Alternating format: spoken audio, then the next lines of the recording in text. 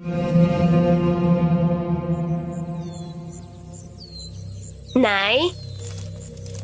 Nay? Nasaan ba si nanay? Nasaan ba ako? Nanay Amparo? Ano yun?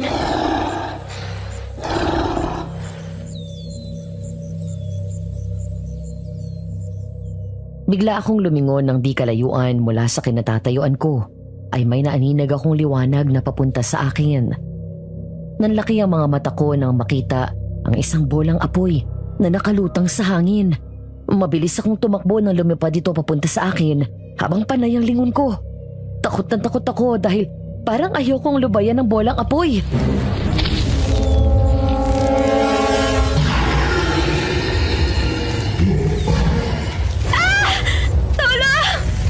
Lord, help me.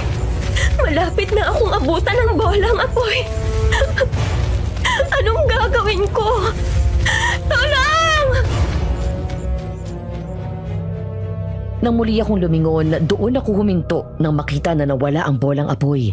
Hingal na hingal at pagod na pagod akong napasandal sa puno hanggang sa...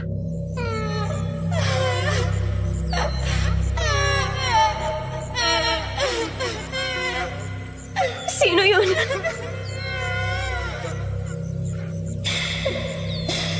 Tulungan mo ako. Tulungan niyo ako. Nalulunod ako. Sino yan? Tulong! Nasaan ka? Tulong!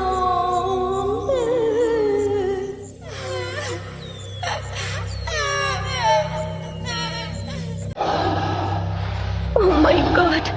Nandito na naman siya.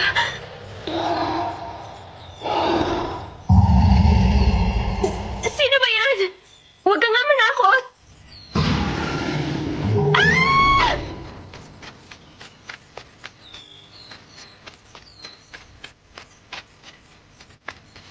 Tumakbo ako ng mabilis matapos marinig ang nakakatakot na angil na yon. Hanggang sa marinig ko na mabibigat na yabag na tila humahabol sa akin. Naiyak ako sa sobrang takot. Dahil sa madilim doon sa gubat, hindi ko napansin na may balon pala sa unahan ko. Bumangga ang binti ko doon at nawalan ako ng balanse. Akmang matutumba na ako nang makahawak ako sa gilid. Hanggang sa mula sa ilalim ng tubig ay biglang umahon ang nakakatakot na mukha ng isang babae at hinawakan ako sa ulo. Samahan mo ako dito!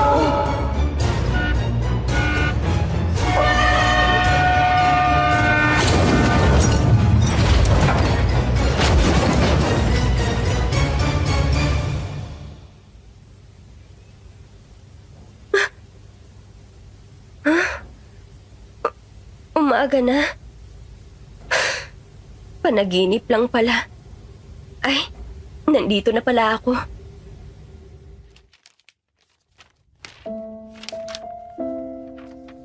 Matapos ko mag-isip ng higit 10 beses kung itutuloy ko pa ang pagsusulat ng liham na ito, sa pamamagitan ng asawa ko, naengganyo ako na ituloy ang plano ko at isulat ang liham na naglalaman ng naranasan ko na mga kababalaghan. It was 9:30 on Thursday evening nang simulan kong isulat ang liham na ito. Dear Aswang Diaries and Madam Venus, isang magandang umaga sa inyo. Tawagin niyo na lang ako sa pangalang Lauren. 15 years old ako nang mag-migrate ang buong pamilya namin sa New Zealand. Mula noon ay umuwi na lang ako sa Pilipinas para magbakasyon at dumalaw sa mga kaibigan at kamag-anak. 2019 pre-pandemic. 29 years old ako ng mga panahon na yun nang umuwi ulit ako sa Pilipinas. Ang intensyon ng pag-uwi ng mga panahon na yun ay dalawin si Nanay Amparo sa kanilang malayo at liblib na baryo sa probinsya ng Batangas. Ang dati kong yaya na nag-alaga at nagpalaki sa aming magkakapatid. Doon ay nakilala ko si Samuel, ang bata at gwapong albularyo na agad na akit sa akin matapos maamoy ang pabango ko. Ngunit hindi ko alam na ang bakasyon na yon ang maglalagay ng buhay ko sa bingit ng kamatayan sa kamay ng isang aswang.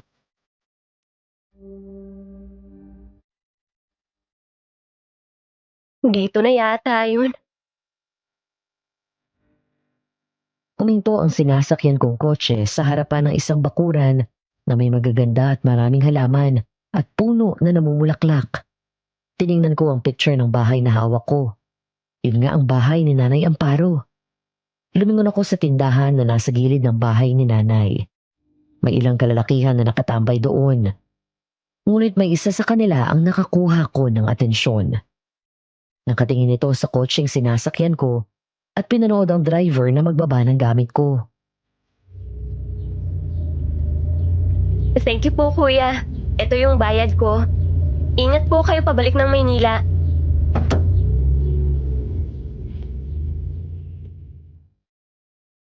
Pagbaba ng sasakyan ay kinuha ko ang luggage ko at inayos iyon.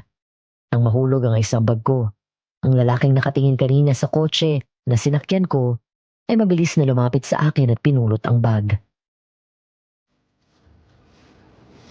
Ay, thank you. Walang anuman. Mukhang bago ka dito sa lugar namin. Oo, dayo ako dito. May dadalawin kasi sana ako. Sino? Baka kilala ko. Si Nanay Amparo. Ito yung bahay niya, di ba?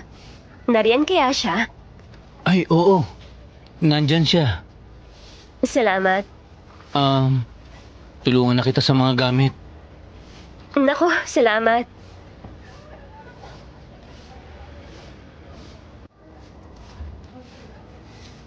Hila ang mga gamit ko, sinamahan niya ako sa bahay ni Nanay Amparo. Nakaramdam ako ng bahagyang pagkailang dahil nang muli akong lumingon sa lalaking kasama ko, titig na titig siya sa akin.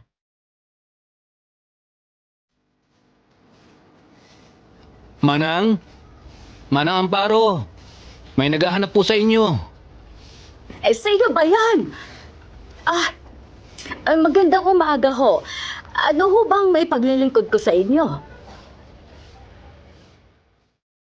Marahan akong natawa nang hindi ako nakilala ni Nanay Amparo. Mahigit 14 years na rin mula nang huli kaming nagkita. Kaya naiintindihan ko kung hindi man niya ako nakilala agad. Tumiti ako sa kanya nang makalapit siya sa gate.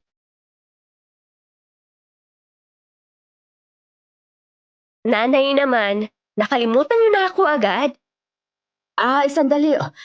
Sino ho ba? Teka, pamihiyar ka sa akin. Ay! Diyos ko! Loren! Loren, anak! Nanay!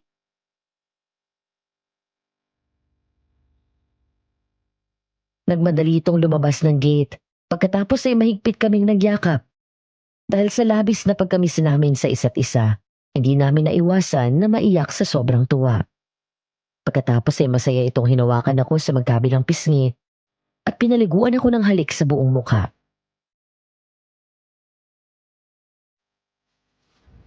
Anak! Ang ganda-ganda mo lalo! Abay, hindi kita nakilala ha! Ay, tingnan mo! Ay, dalagang-dalaga ka na! Salamat po, Nay. Teka, paano ba nalaman tong bahay ko? Dito sa picture na binigay niyo sa akin noon, di ba po sinulat niyo pa yung address niyo dito? Saka nakausap ko po si Bitoy, yung apo niyong binatilyo. Siya ang nag-confirm sa akin na ito pa rin ang address niyo. Ay nako, halina't pumasok ka na muna Ano ba, Samuel? May ubo ka ba? Abay, puro plema ang laman niya na. Manang naman, oh.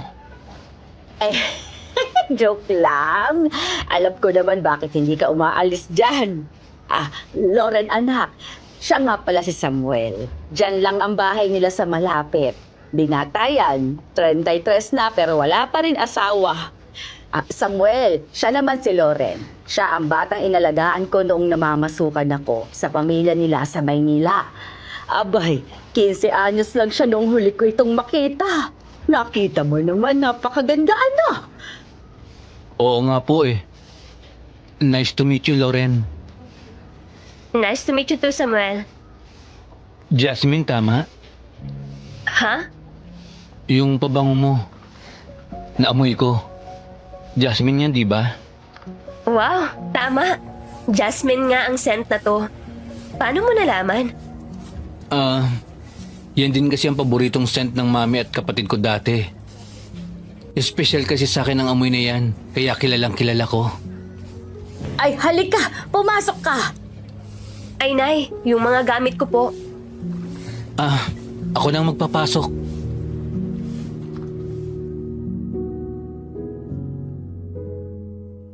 Nataranta si Nanay Amparo pagdating sa loob. Nagligpit ito ng kaunti at pinakilala ako sa anak at apo niya na naroon. Habang si Samuel naman ay dinala ang mga gamit ko hanggang sa kwarto sa itaas.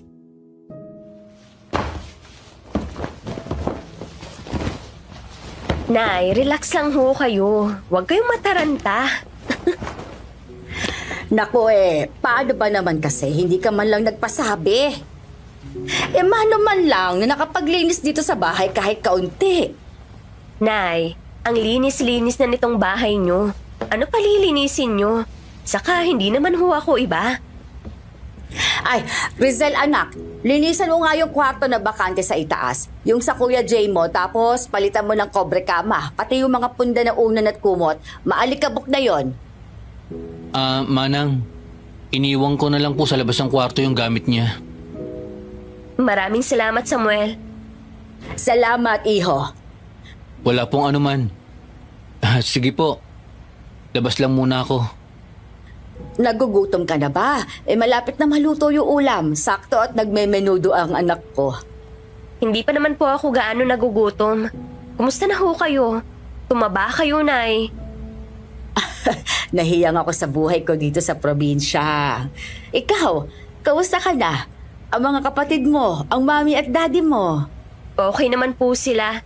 Si Kuya Lance may asawa at mga anak na rin po. Sila Leah at Adam, ayun, may mga boyfriend at girlfriend na. Sila Mami, okay naman po sila. May business na po sila doon. Ay mabuti naman, mas maganda ang naging buhay niyo ron. Maganda pa ang paligid niyo pati ang klima. Malayo sa polusyon sa Maynila. Oo nga po eh. Ay, Nay, may mga dala akong pasalubong. Pinabibigay nila Mami at syempre, galing sa akin. Maya-maya ay napalingon kami nang bumalik si Samuel. May dala itong basket na may laman na maraming patatas at kamote. May kilig akong naramdaman nang ngumiti siya sa akin. Gwapo si Samuel. Kayo manggi. Matipuno pero pumuputok ang muscles nito gaya ng mga lalaking alagang gym. Ang katawan nito ay halatang batak sa trabaho. Gwapo. Matangkad. Mukha itong mas bata sa edad na 33. Manang, pinabibigay po pala ni Lolo. Kamote at patatas po. Ang dami po kasing naani ngayon. Sayang naman kung mabuburo sa bahay, mabubulok lang. Nako, salamat Sam. Pakisabi kay Kagoryo, salamat. Teka Loren, ano nga palang trabaho mo doon? May negosyo na po ako doon, Nay. Gumagawa po ako ng pabango at may pwesto na ako sa isang mall doon. Ito po na pabango na naamoy ni Samuel kanina. Ako po ang gumawa. Abay, paamoy nga. Ay, naku, ang bango. Hindi masakit sa ilong. Thank you, Nay. Opo. Naku anak, ang layo na talaga ng narating mo. Manang-mana ka sa mga magulang mo pagdating sa negosyo. Bukod sa mabango ang jasmine scent, ano pa ang alam mo tungkol sa kanya? All I know is jasmine scents give protection. Bukod doon, nagbibigay din siya ng good luck, happiness, and positive energy. May calming and soothing effects din siya. Nakaka-relax din, nakaka-reduce ng stress at pwedeng mag-improve ang bad sleeping habits mo. Tama. Pero bukod doon, Meron pa ba? ang amoy ng jasmine ay pinaniniwalaan na nagpapahiwatig ng pagkakaroon ng banal na enerhiya para magkaroon ng mas malalim na koneksyon sa espiritual na kaharian. Nakakapagtaboy din ito ng masamang espiritu. Nilalagay din ito sa insenso. Ginagamit sa ritual. Nililinis at inaalis nito ang mga negative energy sa paligid na dala. Hindi lang sa masamang espiritu, maging sa mga aswang. Wow. Hindi ko alam na may malalim pa palang meaning ang jasmine. Hindi lang yun. Ang sabi ng lolo ko, Ang biglaang halimuyak ng Jasmine sa gabi ay nag-uugnay sa pagkakaroon ng ilang mga espiritu. Habang ang iba, ito ay sumasagisag sa banal na pag-ibig at paraiso. Nay, mukhang magkakasundo kami nitong si Samuel. Ang dami mong alam. Mukhang marami ako matututunan sa'yo. Isang albularyo si Samuel, kaya marami siyang alam. Ah, albularyo. Ngayon ko lang ulit narinig ang salitang albularyo. Interesting. Kung gusto mo, sumama ka sa akin bukas. Ipapakita ko sa iyo yung kubo namin kung saan kami nanggagamot. Sure, gusto ko yan.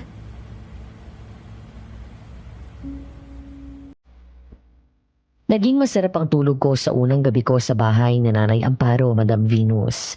Malamig at presko. Hindi kailangan ng aircon para lang maging komportable ako. Matapos ko mag-ayos, ay lumabas na rin ako ng kwarto. Pababa pa lang ako ng hagdan nang marinig ko na nag-uusap si Nanay Amparo at si Samuel. Ang ganda ni Loren, ano? Ay, umamin ka sa akin. Type mo, ano? Abay, lagi ka nang nakadikit dito sa bahay, ah. Ito yata yung sinasabi nilang pag-ibig sa unang tingin. Ang ganda eh. Tapos, mukhang mabait pa. Hindi lang mukha. Mabait talaga yun, pati buong pamilya niya. Maganda na yan noon. Abay, kita mo naman, mas lalong gumanda. Ang puti-puti, parang porselanang kutis. Lalo tuloy siyang pumuti sa kulay ng buhok niya, no? Saka po ang ganda ng mata. Parang natutunaw ako kapag nakatingin siya sa akin. Ang ganda ngumiti. Malumanay ang boses. Ang amo ng mukha. Pero ang mas humihila po sa akin papunta sa kanya ay yung amoy niya. Naaalala ko sa kanya si Mama. Naku, bagay kayo. Hayaan mo, ilalakad kita. Manang, sabi niyo yan ha. Pero sinabi niyo na po ba ang mga nangyayari dito? Hindi pa. Eh baka kasi matakot. Hindi naman po siya magagalaw nun. Basta huwag siyang lalabas sa gabi. Delikado. May nakita na naman pong biktima doon sa kabilang sityo. Ay, hindi ko maintindihan kung saan galing na naman ang kampo ng demonyong yan. Ilang taon na tayong nananahimik dito. Pinatay na ng lolo mo ang dating aswang. At heto na naman sila at namiminsala. Hindi ko rin po alam kung saan sila galing. Pero nagtatanong-tanong na po ako. Aswang? Kung kailan namang dumating si Loren, eh saka naman lumabas na naman ang aswang na yan. Huwag po kayong mag-alala, Manang. Tutulungan ko po kayo kay Loren. Ako po ang bahala magbantay sa kanya. Nako, salamat ha. Mabuti na lang at nariyan ka.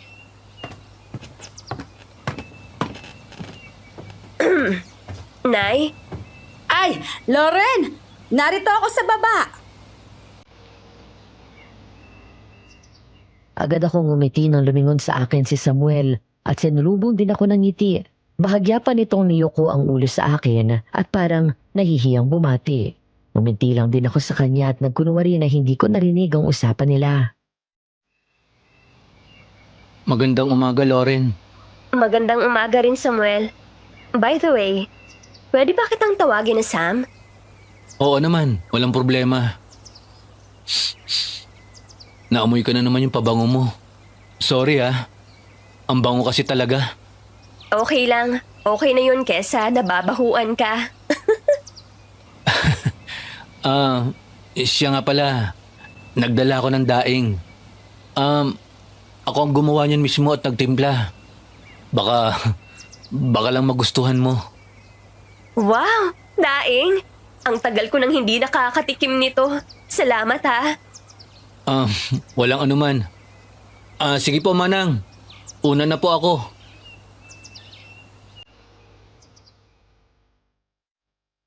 Nang makaalis si Samuel, ay sabay na kaming kumain ng breakfast ni Nanay Amparo kasama ng anak at apo niya.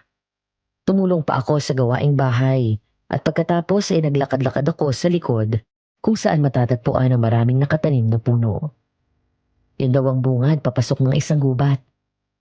Niyaya ko si Nanay na pumunta sa bayan dahil gusto ko siyang ipamili ng grocery Kaya habang naghihintay na matapos ang kanyang gawain, ay nahiga muna ako sa duyan na naroon lang sa bakuran.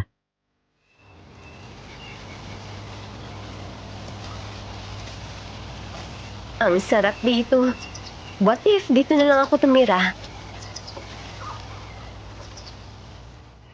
Habang marahan umuugoy ang duyan, ay hindi ko napigilan ang sarili ko na makaramdam ng antok. Ang mga dahon at mga sanga sa puno ay parang sumasabay sa saliw ng marahang pag-ihip ng malamig na hangin. Kasabay nito ay ang mga huni ng ibon na parang musika sa pandinig ko. Ilang sandali pa, hindi ko namamalayan na napapapikit na pala ako hanggang sa tuluyan ng nakatulog. Lauren? Lauren? Bigla akong naalimpungatan ng marahang dumampi sa tenga ko ang malamig na hangin at marinig ang bulong na yun. Halos napabalikos ako ng bangon, sabay lingon sa paligid. Walang tao maliban sa akin. Hanggang sa kakalingon ko ay may napansin ako na isang balon sa di kalayuan. Lumingon ako sa may pinto nang sumilip doon si nanay. Lauren? Lauren, maliligo na lang ako sandali pagkatapos ay aalis na tayo. Sige po, Nay. Pagbalik ng tingin ko sa may balon, kumunot ang noo ko nang makita na may babaeng nakatayo malapit sa balon. Nakabestida ito na kulay puti na may disenyo ng mga bulaklak sa laylayan. Lalo akong nagtaka nang kumaway sa akin ang babae. Pero dahil medyo malayo mula sa kinatatayuan ko ang babae, hindi ko masyadong maaninag ang mukha niya. Hanggang sa naglakad ito at nang dumaan siya sa malaking puno, nagtaka ako nang makitang hindi na siya lumabas sa kabilang gilid noon. Saan nagpunta yun? Nang madali akong lumabas doon sa bakuran at nilapitan ang puno kung saan dumaan ang babae. Ganun na lang ang gulat ko nang makarating doon at wala ang babae. Takang-taka ako ng mga sandaling iyon. Nangilabot ako, Madam Venus. Pero natigilan ako nang mapatingin ako sa balon. Pakiramdam ko, ay para akong hinihipnotismo nito. Para may humihila sa akin palapit doon. Hanggang sa namalayan ko na lang ang sarili ko na naglalakad palapit.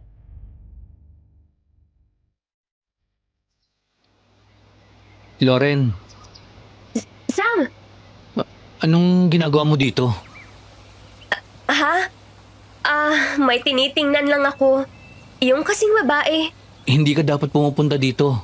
Halika na sa loob. Aalis na kayo mamaya ni Manang. Oo, sige.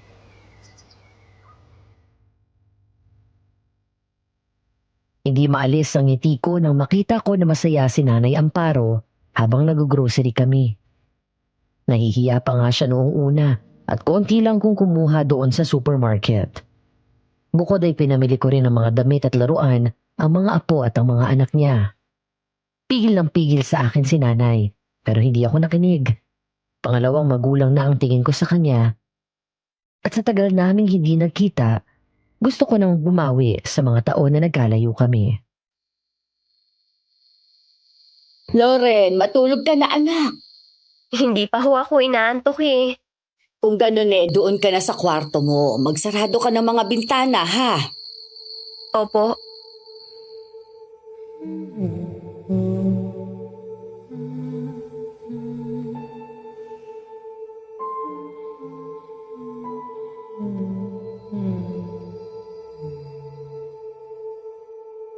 Isasarado ko na lang ang bintana nang natigilan ako at marinig ang isang tinig ng babaeng kumakanta. Kunot ang noo at sinubukan ko na tumingin sa kakahuyan. Pero sadyang madilim doon at wala akong maaninag kahit na kaunti.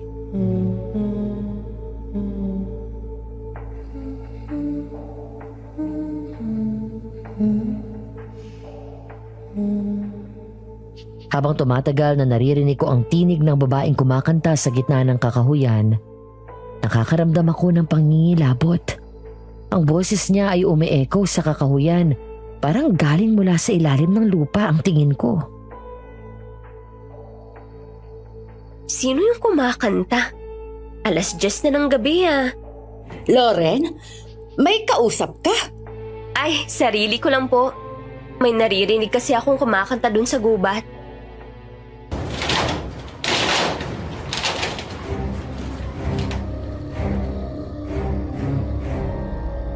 Sabay kaming tumingala ni Nanay Amparo at natahimik nang marinig namin ang mabigat na yabag sa bubong. Nagkatinginan kami ni Nanay nang marinig na parang may naglalakad doon. Ilang sandali pa, muli kaming tumingala nang marinig ang nakakatakot na angil na nagbigay sa akin ng matinding kilabot.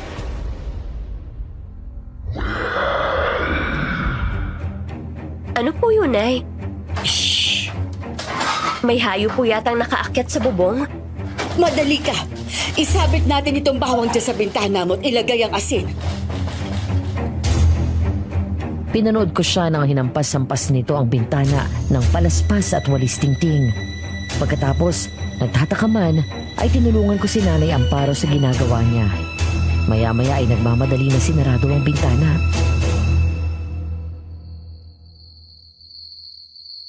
Ano po ba yun? Huwag mo nang isipin yon. Tingnan mo't tumahimik na. Oo nga, no? Pero nag-enjoy ka ba ngayong araw, Nay? Ay, oo naman. Akong nahihiya ang dami mong binili para sa amin. Naku, Nay, wala ho yun. Pamilya na ang tingin ko sa inyo. Hindi po kayo ibang tao sa akin. Nga pala, Nay. Okay din yung si Samuel, no? Mukha siyang mabait. Ay naku, mabait talaga. Napakagalang at matulungin. Isa pa, napakasipag ng batang yan. Sabi niyo po, albularyo siya. Bukod doon, anong trabaho niya? May lupain silang pamilya. 5 hektarya ang lupa nila dito na puno ng pananim ng mga gulay. May mga alaga din silang mga baka, baboy at manok. May mga kabayo pa nga. Bukod pa yung palayan nila. Mayaman pala sila. Oo, pero hindi mo mahahalata dahil napakasimpleng manamit. Yung bahay nila, simple lang rin. Sila lang naman daw ng lolo niya ang magkasama sa buhay. Sa totoo lang, marami natutulungan yan dito. Karamihan ng kapitbahay namin ay sa farm nila nagtatrabaho. Abay, tapos yan ang kolehiyo. Ano ba yung kurso na business ad? Business administration po? Oo, yan. Saka agriculture. Pero nagmana sa kanyang lolo na albularyo. May puso sa pagtulong sa kapwa. Nasaan ang parents at mga kapatid niya? Maagang naulila sa ama. 6 na taong gulang pa lang si Samuel at 1 taon pa lang ang bunsong kapatid na babae nung pumanaw ito. 15 anyos naman si Samuel nang mamatay sa sakit ang nanay niya. Tapos, 3 taon na ang nakakalipas ng kapatid naman ang pumanaw. Nalunod. Oh my God. Kaya nga, masakit ang mga nangyari sa buhay niya pero hayan at matatag pa rin. Ewan ko rin sa batang yan bakit wala pang asawa. Pero may naging girlfriend yan dati, si Isay. Maganda, mahinhin, mabait, pala kaibigan. Medyo may edad lang sa kanya ng ilang taon tapos hindi rin nagtagal, naghiwalay sila. Masyado na raw nasasakal si Samuel mula nung wala na siyang naging girlfriend. Sa gwapo niyang yun? Pihikan din yun sa babae. Kahit marami nagkakagusto sa kanya Hindi niya yun sinasamantala. Pero mukhang tinamaan siya sa'yo Nako, sinanay talaga. Wala ka rin namang nobyo. Abay, bagay naman kayo Tanong na yan na tanong sa akin tungkol sa'yo. Naalap ko ano mga hilig mo, mga paborito mo. Kung anong gusto mo sa lalaki. Kung hanggang kailan ka dito. Well, wala naman masama kung magustuhan niya ako. Ay, mga kabataan talaga. O siya, at matulog ka na.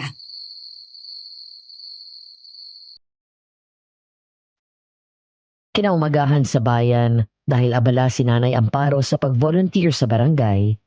Nang naisipan kong pumunta sa bayan, si Samuel ang nagpresentang sumama sa akin. Dinala niya ako sa malapit na mga park at iba pang pasyalan. May mga binili rin ako mga damit na pambahay sa nadaanan namin at tiyanggian.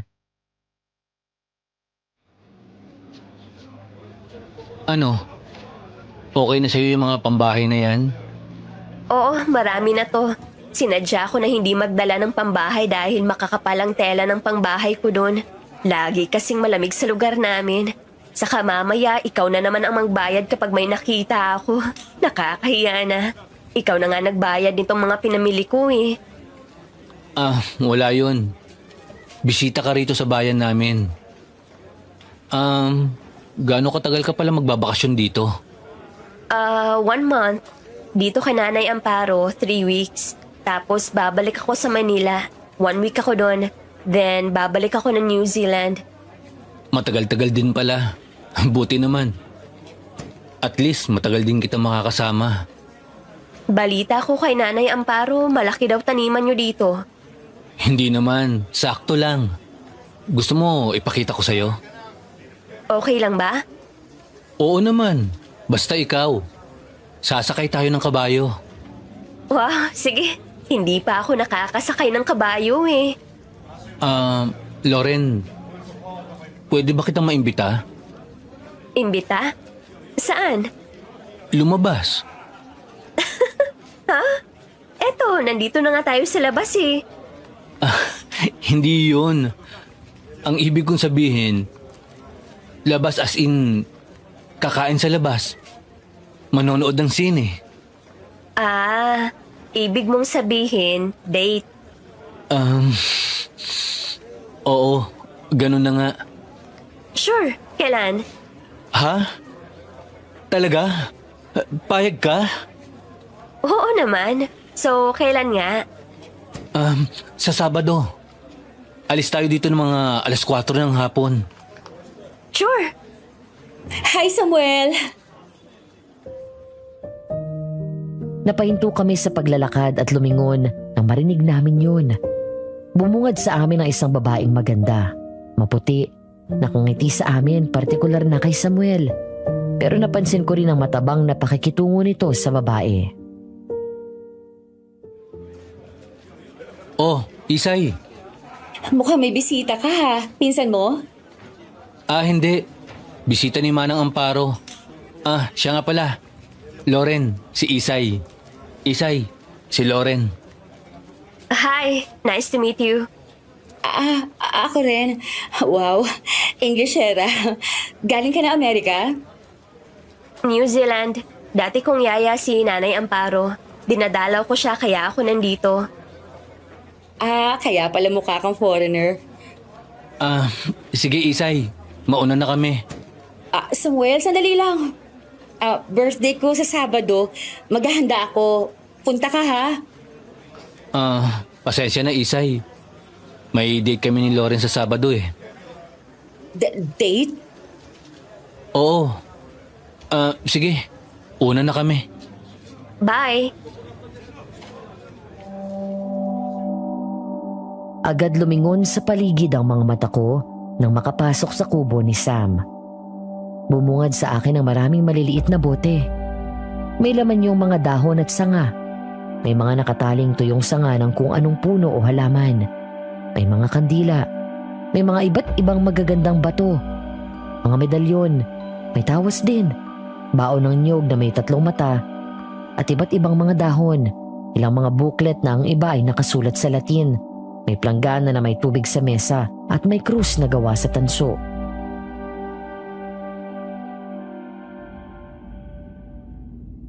Ano tong mga to? Nasabi naman ni Manang sa'yo na isa akong albularyo, di ba? Ito ang mga gamit ko sa panggagamot. Gumagamot ka ba ng may sakit? Ako hindi. Si Lolo ang magaling sa ganyan. Ako ang madalas kong ginagawa, gumagamot ng may nakukulam o nababarang. Para saan tong asin? Saka bakit may mga bawang, sibuyas, luya at kalamansi dito? Nagluluto ba kayo dito? Hindi. Gamit namin yan kapag may aswang. Mabisang pangontra yan sa kanila. Lalo na itong mukhang latigo. Buntot pagi ang tawag dito. Ito yung buntot ng isda na kung tawagin ay stingray. Ah, yeah, stingray. Alam ko yun. Di ba poisonous yun? Oo. Kaya mabilis ang panlaban nito sa aswang. Pero nakakapatay sa kanila, itong itak, saka itong baril na ito. Dahil gawa ang bala sa tansong metal. Kayang pagalingin ng aswang ang sarili nila sa pamamagitan ng sarili nilang laway. Pero kapag itong tumama sa kanila, hindi sila basta gagaling. Ibig mong sabihin may aswang dito? Oo. Ang totoo, matagal nang walang aswang dito sa lugar namin. Pero nitong mga nakalipas na linggo, sunod-sunod na naman ang napapabalitang patay na lahat wakwakan tiyan at walang lamang loob. So tama pala ang narinig ko nung nag-uusap kayo isang umaga. Ayaw lang ni Manang na malaman mo dahil nag-aalala siya na baka bigla kang umalis dahil sa takot. Hindi aswang lang yun. Mas malakas ang kapangyarihan ng Diyos. Tama. Oh, Samuel. Mabuti at nandito ka. Ay, Lolo. Si Loren po pala. Yung bisita po ni Manang Amparo. Ah, ikaw pala ang dalagang bukang bibig nitong apo ko nung isang araw pa. Abay, ang sabi niya may maganda daw bisita si Amparo na mabagong dalaga. Amoy anghel daw. Lolo naman Bakit mo po ako binuking? Paano? Daig mo pa ang namatanda. Abay, lagi kang tulala. At nakatingin ka na lang lagi doon sa bahay ni na Amparo.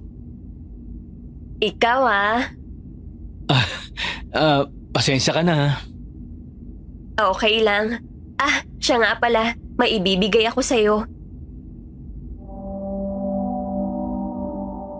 Mula sa bulsa ay kinuha ko ang isang maliit na bote at binigay ko iyon kay Samuel.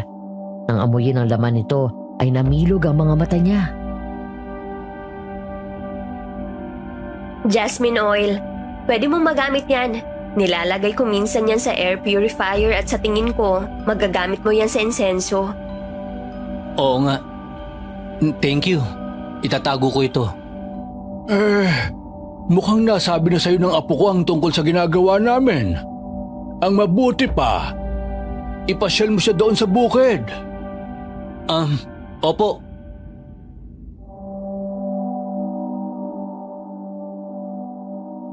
Mula doon sa kubo ay dinala ako ni Samuel sa kwadra at sumakay kami sa isa sa kanyang mga kabayo. Nasa unahan ako at nasa likod ko siya. Tuwang-tuwa ako sa ganda ng paligid at preskong simoy ng hangin.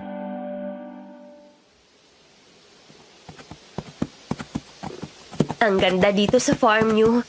Yung mga tanim niyo na gulay ang lulusog. Ang ganda ng mga bunga.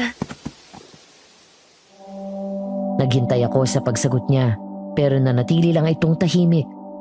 Hanggang sa ayusin nito ang pagkakahawak sa tali kaya halos nakayakap na siya sa akin. Pagkatapos ay naramdaman ko na dinikit niya ang mukha niya sa buhok ko.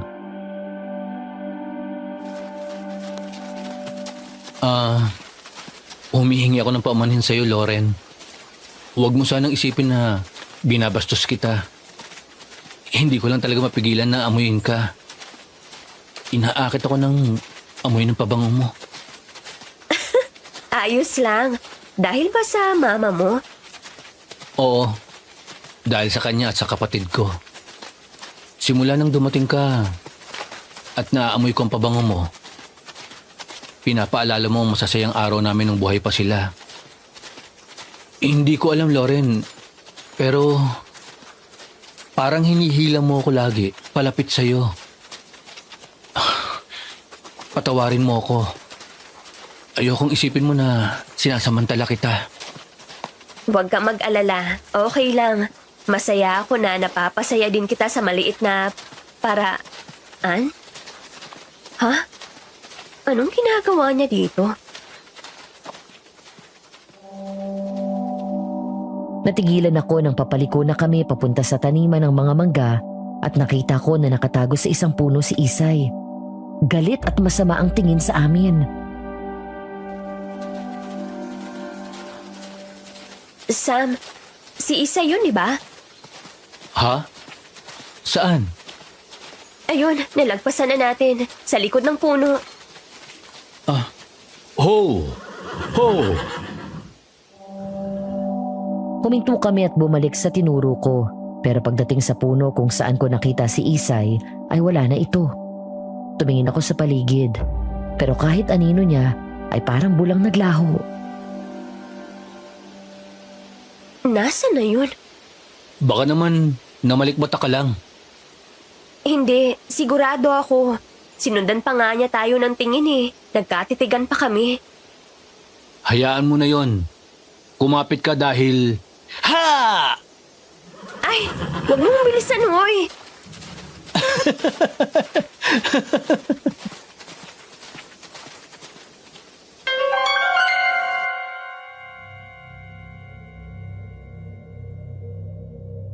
Pasado 12:00 ng hating gabi.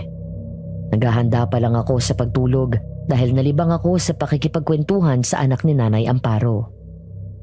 Matapos kong isarado ang bintana, nagdasal muna ako bago nagpatay ng ilaw at humiga.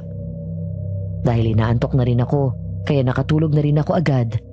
Ilang sandali pa lang ang lumilipas nang maalimpungatan ako matapos may marinig na nagmumula sa bintana. Ano ba yun? Hindi ko na ituloy ang sasabihin ko nang unti-unting nanlaki ang mga mata ko nang makita ko na dahan-dahang bumukas ang bintana. Bigla akong bumalikos ng bangon at sumiksik sa ulunan nang makita ang kamay na nakakatakot ang itsura at may mahaba at matulis na kuko. Oh my God. Dahan-dahang tinulak nito pabukas ang bintana at sumilip doon. Ganun na lang ang takot nang makita ko ang kakilakilabot na mukha ng kung anong nilalang. Nanlilisik ang mga mata nito. Ang mga kilay nito ay pataas. Ang mga pangil nito ay mahaba din at matulis. At ang balat nito ay parang may mga hiwa mula sa ilalim ng mata. Pababa sa pisngi nito hanggang sa leeg. Kulubot na may kaparehong hiwa din ito sa ilong pataas hanggang noo. Loren? Pagkatapos ay mahaba ang buhok nito at ang katawan ay kulubot din na maitim. Sa sobrang shock ay hindi ko magawang igalaw ang katawan ko. Nakatulala lang ako doon, nanginginig sa takot habang umaagos ang luha. Bumuka ang bibig ko para tawagin si Nanay Amparo pero walang boses ang lumabas mula sa akin.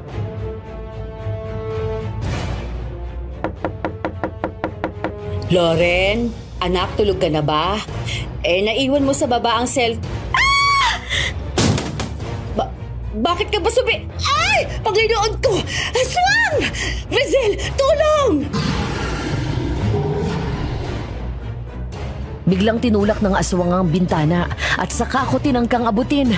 Mabilis akong nakatalon pababa ng kama at sumiksik sa kabila.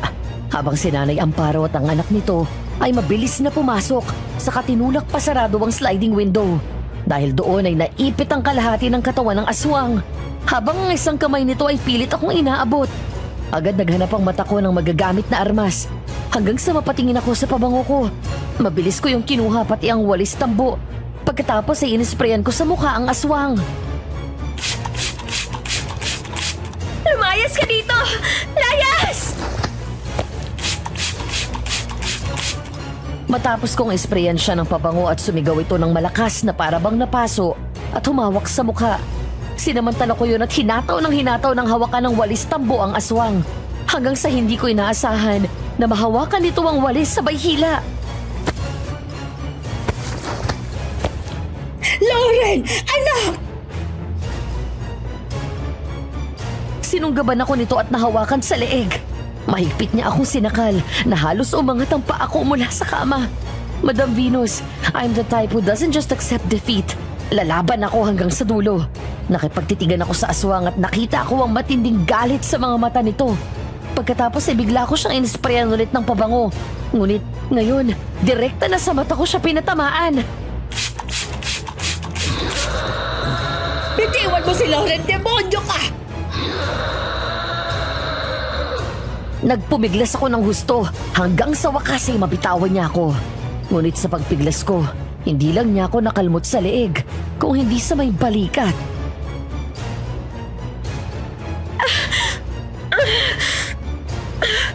Umalis ka dito!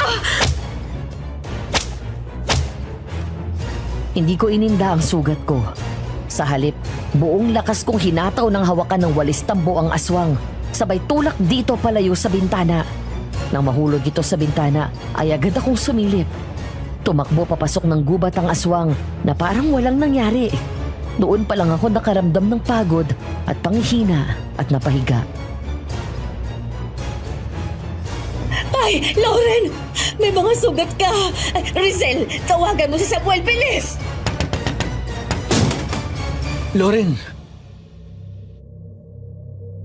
Ang kwento sa akin ni Nanay Amparo, halos magiba daw ni Samuel ang pinto pagdating sa bahay. Nang mga panahon na yun, ay wala na akong malay, habang ang mga sugat ko ay dumudugo. Nang mahiga ako sa kama, hindi ko namalayan na pumikit ako at hindi na ako nagkamalay pa. malalim ang sugat niya. Ate Rizel, kailangan ko ng isang palangganan ng tubig, tapos bimpo. Tumataas ang temperatura niya. Manang, pakipunasan po yung dugo at yung sugat niya. May kukunin lang po ako sa kubo. Babalik din po ako kaagad.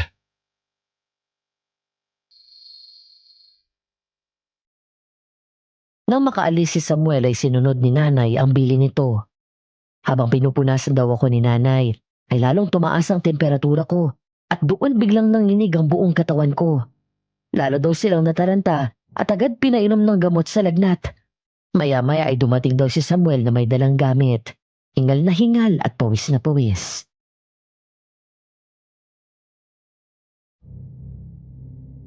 Manang, pakihawakan po siya. Hubarin niyo ang pangitaas niya. Ate Rizel, pakihugasan itong mga dahon ng bayabas. Itong ganito kadami, ibalik mo dito. At kailangan ko ng pandikdik. Tapos, itong ibang dahon kasama ang bulaklak ng gumamela, ilaga mo sa 2 baso ng tubig ng 15 minuto. Makalipas ang 15 minuto, ay dumating na nga ang pinaglagaan ng dahon ng bayabas at gumamela. Ang tubig na pinakuluan ng mga dahon ang pinanlinis ni Samuel sa sugat. Pagkatapos ay nagdikdik siya ng dahon ng bayabas at malunggay at iyon ang itinapal niya. Habang ginagawa iyon ni Samuel, sabi ni Manang na dinarasalan daw ako nito. Matapos ang lahat ng iyon ay saka tinakpan ang sugat ko ng gasa.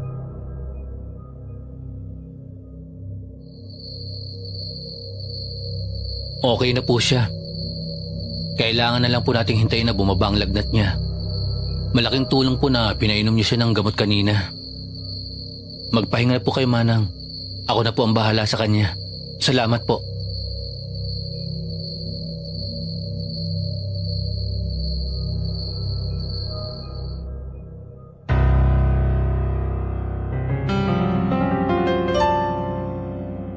Natagpuan ko ulit ang sarili ko na naglalakad sa gubat ng gabing iyon. Halos wala akong makita sa sobrang dilim ng paligid. Ang tangi ko lang naririnig ay ang mga kuliglig at ang mga natatakpan ko na tuyong dahon. Hanggang sa may naaninag akong liwanag, ang bolang apoy. Muli na naman itong nagpakita sa akin habang nakalutang sa hangin. Nang lumipad dito palayo, para akong nahipnotismo at sinundan ito. Makalipas ang ilang saglit na paglalakad, natanaw ko ang bahay ni Nanay Amparo. Pero bago pa ako makarating doon, Sino yan? Sino sabi yan eh? Lauren, ako to, si Zelda. tumingin ako sa paligid at nakita ko ang isang babaeng nakangiti. Kumuway siya sa akin pagkatapos ay sumenyas na lumapit ako. Halika, dito tayo. Sino ka ba? Si Zelda nga, kaibigan mo. Matagal na kitang hinihintay eh. Ako? Hindi kita kilala. Ako, kilala kita. Pinakilala ka sa akin ni Manang. Ang ganda mo pala lalo sa personal. Ano bang pangalan mo? Biglang nanlaki ang mga mata ko Nang mula sa likod ay dumating ang aswang at tinulak ang babae sa balon.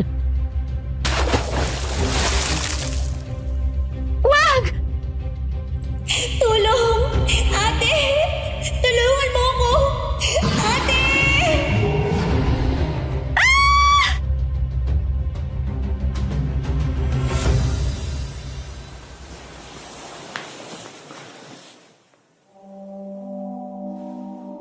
Hingal na bigla akong dumilat. Pagkatapos ay agad akong bumangon at lumingon sa paligid. Naroon na ako sa loob ng kwarto at umaga na. Bigla akong nakaramdam ng hilo at akmang babagsak ako sa kama nang dumating si Samuel at nasa luwa ko. Loren? Loren, ayos ka lang ba? Nahihilo ako. Hindi ka pa dapat bumangon. Yung aswang, Sam. May aswang. Wala na ang aswang. Napaalis mo siya.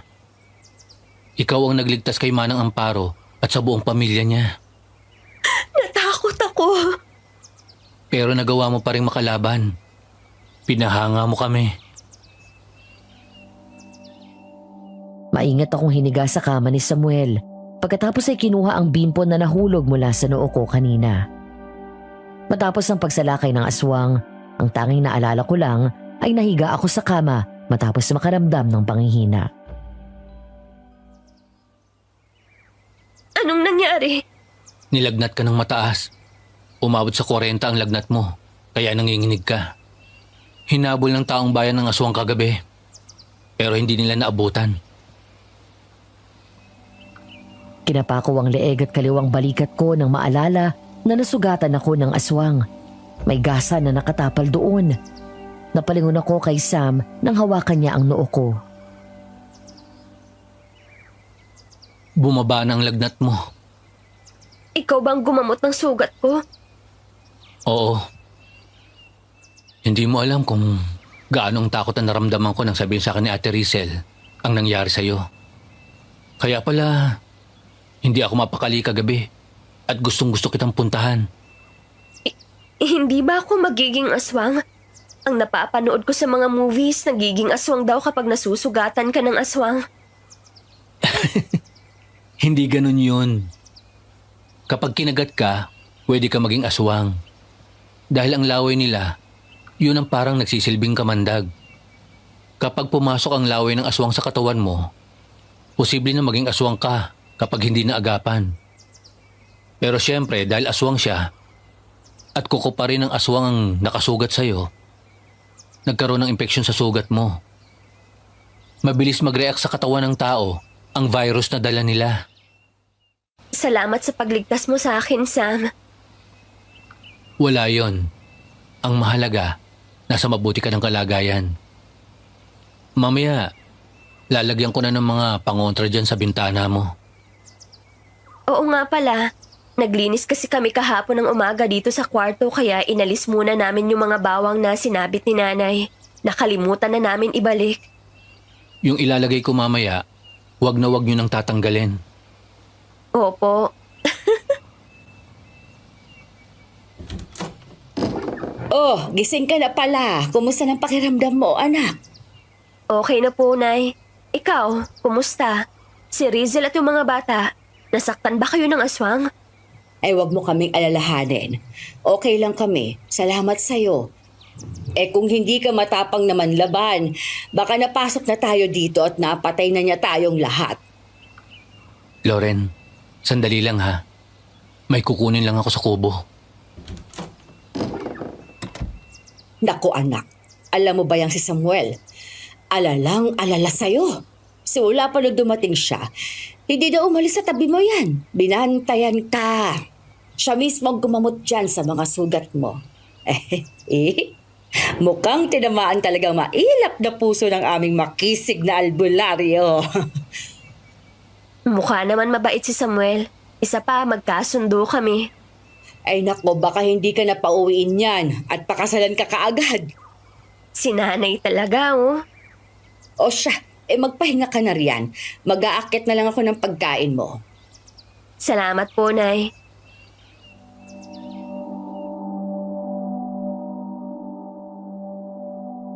Lumipas pa ang mga araw nang mangyari ang pagsalakay ng aswang. Hindi na ulit bumalik ito kahit ang magparamdam. Habang ako naman ay nagtuloy-tuloy ang pagaling. Isang umaga habang naroon ako sa bakuran, huminto ang isang tricycle at bumaba doon si Nanay Amparo. Nagmadali akong lumabas at tinulungan itong magbaba ng mga pinamili. Nay, ang dami naman ito. Hindi niyo sinabi na ganito karami ang bibilhin niyo. Eh di sana sinamahan ko kayo. Ayos lang anak, hindi naman ako nagbitbit lahat niyan. Kasama ko si Samuel. Sinamahan niya ako mamalengke. Hinatid pa nga ako sa sakayan ng tricycle. Mabuti naman ho. Teka, ang gaganda naman itong mga bulaklak na to. Para sa'yo yan, pinabibigay ni Samuel. May pupuntahan daw sila ng lolo niya kaya hindi siya makakadaan dito. Pero mamaya daw kapag nakauwi siya, daanan ka niya. Salamat, Nay. Loren! Sabay kaming napalingon ni Nanay Amparo nang marinig ang boses na tumawag sa pangalan ko. Sabay din kaming tumingin sa isa't isa at nagtaka nang makita si Isay. Nakatayo ito sa di kalayuan sa amin at nakangiti. Ay, magandang umaga po, Aling Amparo. Magandang umaga naman.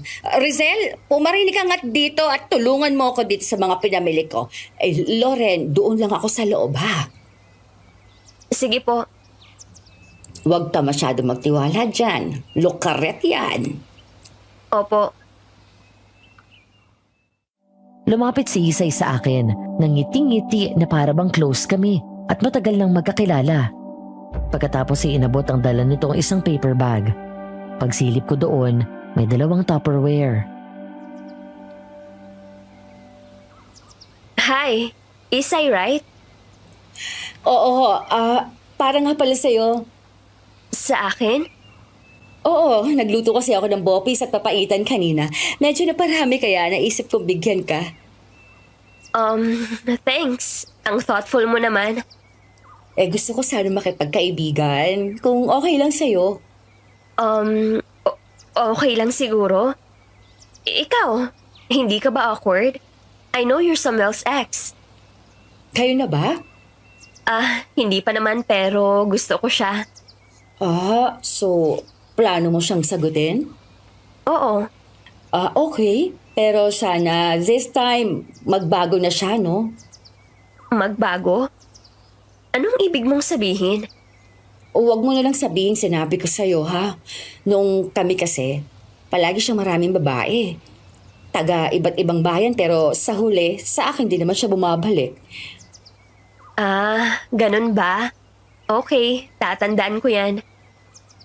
Isang beses, labas naman tayo. Ipapasyal kita sa mga lugar na hindi mo pa napupuntahan tapos sama ka sa akin sa bahay. Oo nga pala, kumusta na? Balita ko nakagat ka raw ng aswang?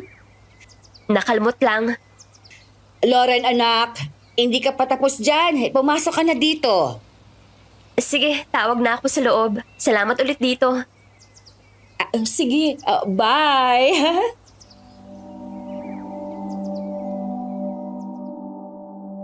Habang naglalakad ako papasok, ay panay ang lingon ko sa kanya. May kung anong kilabot akong naramdaman nang mahuli ko na titig siya sa akin. Bago ako pumasok ng bahay, ay muli akong lumingon pero wala na agad doon si Isay. What a weirdo. Sinaktan ka ba niya? Hindi naman po pero ang weird niya. Bakit? Ano sabi sa'yo? Gusto daw makipagkaibigan at kung ano-anong tinatanong. Kung kami na daw ba kung bala ko ba daw sagutin si Samuel. Mag-ingat daw ko dahil babaero siya. Ewan ko. Nararamdaman ko na sinusubukan niya na i-intimidate ako. Hindi ko alam kung anong gusto niyang palabasin eh. Kahit daw maraming babae si Samuel, sa huli, sa kanya pa rin bumabalik. Naku, huwag kang magtiwala sa babaeng yan. Kilala yan dito na lahat ng babaeng madidikit sa pangalan ni Samuel.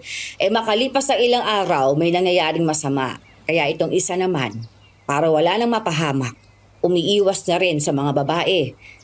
Ngayon na nga lang nagka-interes yan sa babae ulit. Mula nang makilala ka. Kaya ngayon, alam na ni Isay ang tungkol sa'yo. Mag-iingat ka riyan. Okay po. Ano ba yung binigay niya sa'yo? Bupis at papaitan daw. Hindi naman po ako kumakain nun. Nahiya lang ako na hindi tanggapin. Naku, huwag mong kakainin yan. Baka mamaya kung anong inilagay ng babaeng yun akin na. At itatapon ko.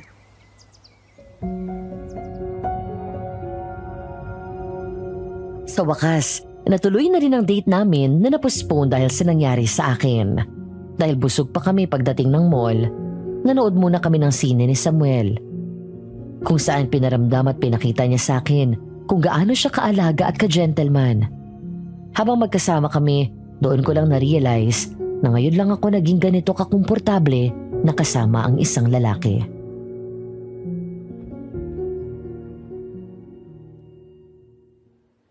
Nag-enjoy ka ba sa pinanood natin? Oo, ang galing mong pumili ng movie. Ang ganda. Ano? Tara, kain na tayo. Sige, ginutom ako kakatawa. Habang naglalakad kami papunta sa restaurant, napalingon ako ng mahagip ng mata ko, di kalayuan si Isay. Nakatayo sa gitna ng karamihan ng tao, pero ang tingin nito ay nakasunod sa amin. Sam, si Isay oh. Nasaan? Ayun, sa banda ron. Hayaan mo siya. Huwag na huwag kang lalapit dyan o makikipag-usap. Yun nga din ang bili ni nanay sa akin. Halika na. Sabay pa ulit kaming lumingon kay Isay na nakatingin pa rin sa amin.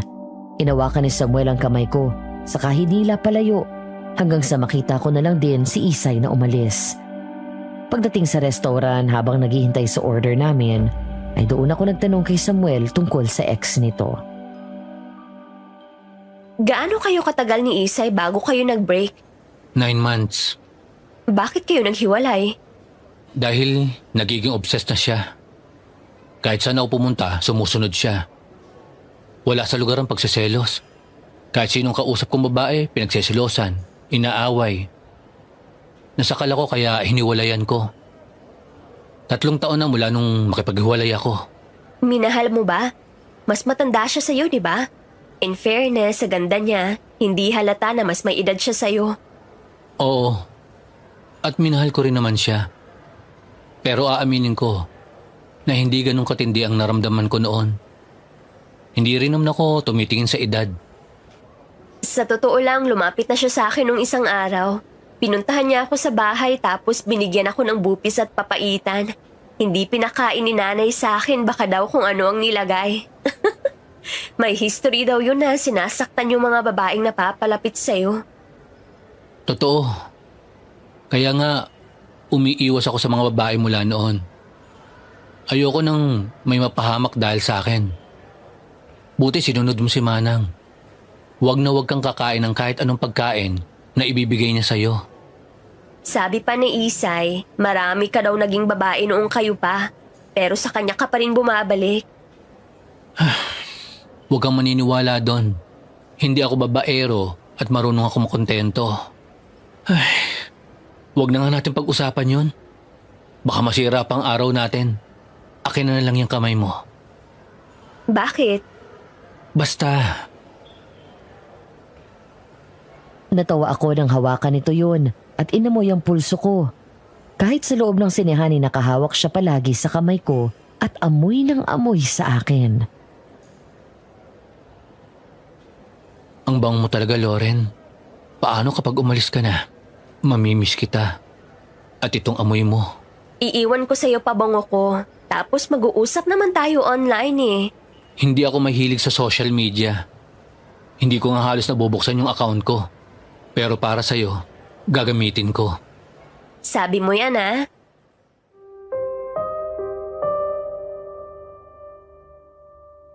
Naging masaya ang kauna-unahang date namin ni Samuel.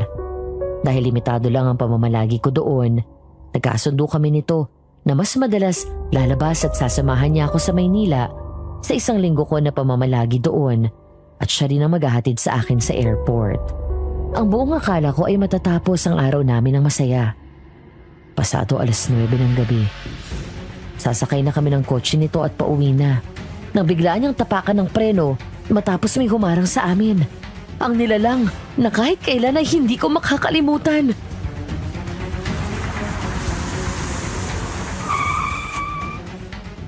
Ang aswang! Anong gagawin natin?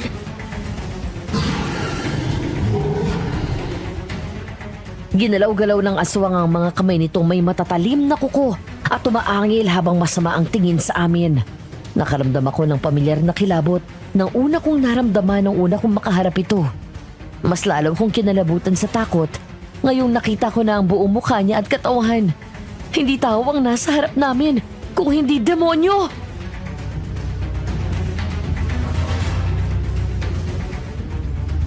Kumapit ka ng mabuti. Bibilisan ko ang takbo nitong sasakyan.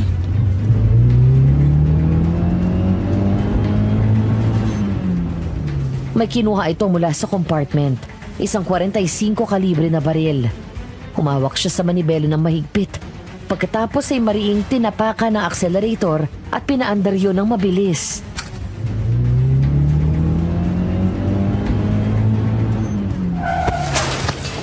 Malakas na binangga ni Samuel ang aswang. Pagkatapos ay hindi kami huminto at nagpatuloy sa pagtakbo.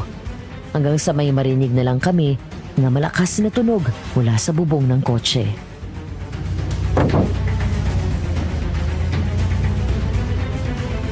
Nasa taas siya. Anong gagawin natin? Huwag kang mag-alala. Ako ang bahala.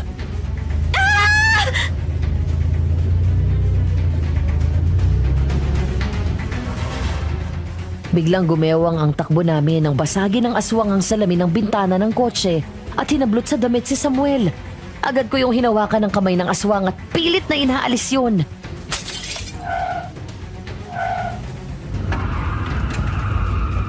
Nang maalala ko ang pabango ko, ay agad kong inalis ang seatbelt at nisprayan ko ang mukha ng aswang. Dahil doon ay nakabitaw ang aswang, kaya kinabig ni Samuel ang kotse.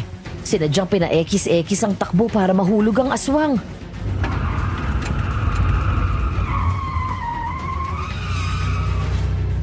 Samuel! Yung aswang!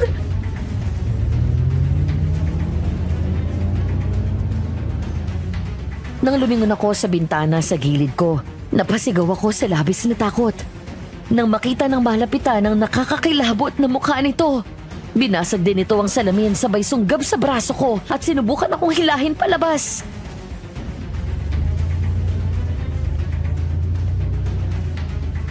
Loren, tungo!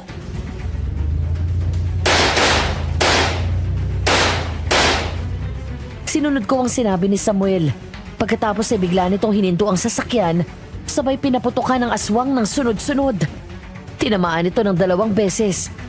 Dahil doon ay biglang tumalon pababa ang aswang. Mabilis na bumaba si Samuel at hinabol ito. Kasunod ng muling pagpapaputok nito ng baril.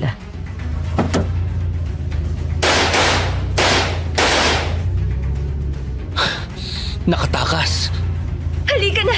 Baka bumalik pa yun!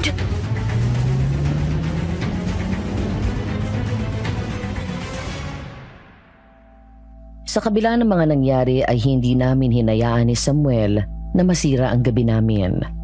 Sa paglipas pa ng ilang araw ay mas naging malapit kami sa isa't isa. Aaminin ko, Madam Venus, ng mga panahon na yon, naging mahirap na para sa akin habang unti-unting nalalapit ang araw ng pag-alis ko.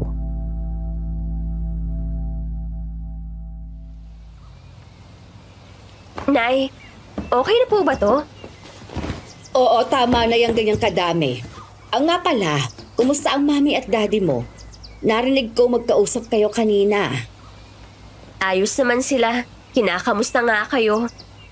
Nababanggit mo na ba ang mga nangyayari dito? Naku, hindi po. Mag-aalala lang yun lalo na si Mommy. Yun nga ang inaalala ko nung una. Akala ko nga aalis ka na agad pagkatapos ng nangyari sa'yo. Nay, aalis ako sa araw at oras ng alis ko. Pero malay nyo, baka mag-extend pa ako. Tsak na hindi na akong dahilan ng pagtatagal mo dito. Ewan ko po, Nay. Mahirap hindi magustuhan si Samuel. Napakapalad mo, anak. Mabuting tao yan. Oh, nasan nga pala siya ngayon? Nasa farm po busy. Mabuti pa. Dalhan mo siya nitong ulam mamaya dahil isa ito sa mga paborito niya. Bok choy. Sige po. Loren!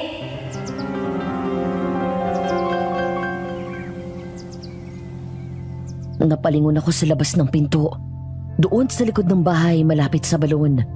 Nakita ko di kalayuan ang pamilyar na mukha ng isang babae. Ngumiti siya sa akin at kumaway. Pagkatapos ay sumenyas sa akin na lumapit ako.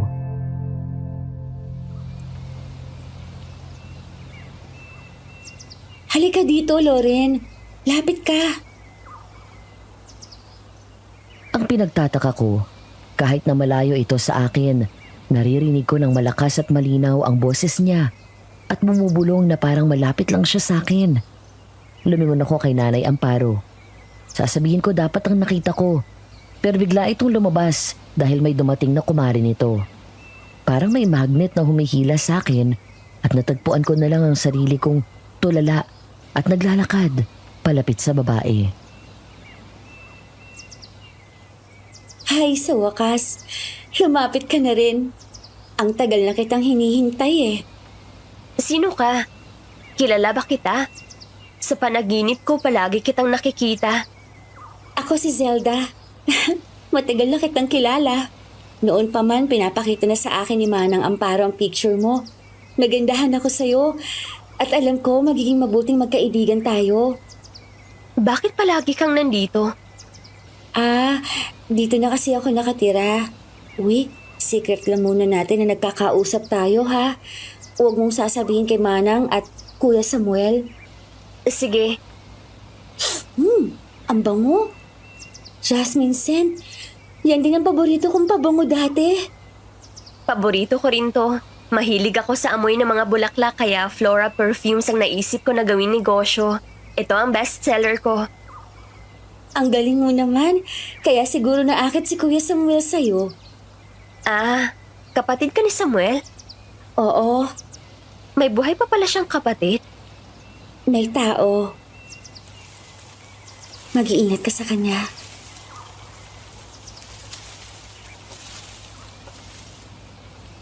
Lumingon ako sa gilid at nakita ko si Isay.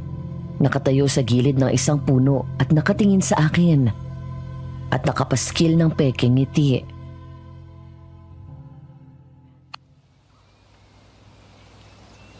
Hi, Loren! Napadaan ka? Wala dito si Samuel. Alam ko, May kailangan ka? mga ngamusta lang. Okay naman. Masaya dahil sa date namin ni Samuel. Nakita mo kami, di ba? Sinusundan mo kami palagi kahit saan kami pumunta. Ay, hindi siya mapupunta sa'yo, Loren. Mapapahamak ka lang. Says who? You? Bakit? Gagawin mo rin ba sa akin ang ginawa mo sa ibang babaeng napalapit kay Samuel? Hindi ka niya mahal. Ako dapat ang nagsasabi sa'yo niyan, di ba? Sa bagay. Alam mo na siguro yun.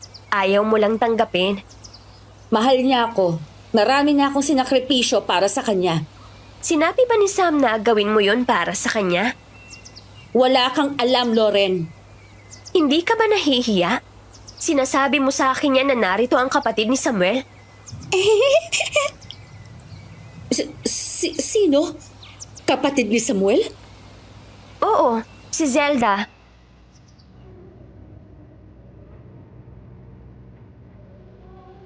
Nang humangin ang malamig doon sa gubat, biglang kumalat sa paligid ang amoy ng jasmine scent perfume ko. Nagtaka ako nang maamoy yun ni Isay at bigla itong umatras. Bakas sa mukha ang takot. Panay ang lingon sa paligid hanggang sa itaob ng hangin ang takip na kahoy sa balon. Nagulat ako nang halos mapatalon si Isay sa gulat.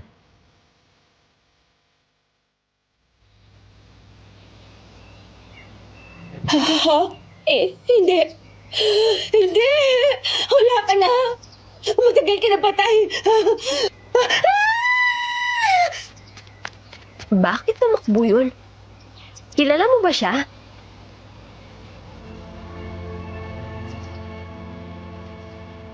Nang muli akong lumingon ay wala na doon si Zelda. Tumingin ako sa paligid pero wala kahit ang anino nito. Maya-maya ay lumingon ako kay Nanay Amparo nang makitang lumabas ito at nataranta na sumenya sa akin.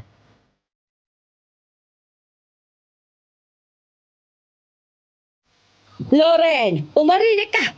Lumayo ka dyan sa balon, bilis! Hindi ba't sinabihan ka na ni Samuel na huwag kang lalapit dyan? Tinawag po kasi ako ni... Ay, luto na ang ulam. Sige na, dalhan mo na si Samuel. Dinagdagan ko na para sa inyong dalawa. Opo,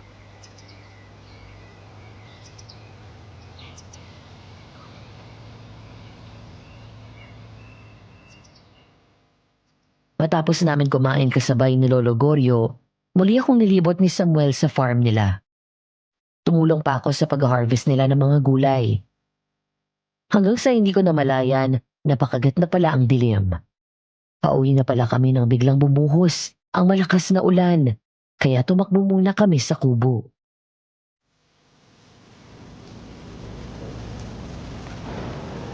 biglang-bigla naman ang buhos ng ulan. Oo nga eh. Nabasa ka ba? Hindi naman, ayos lang. Ah, siya nga pala. May ipapakita ako sa'yo.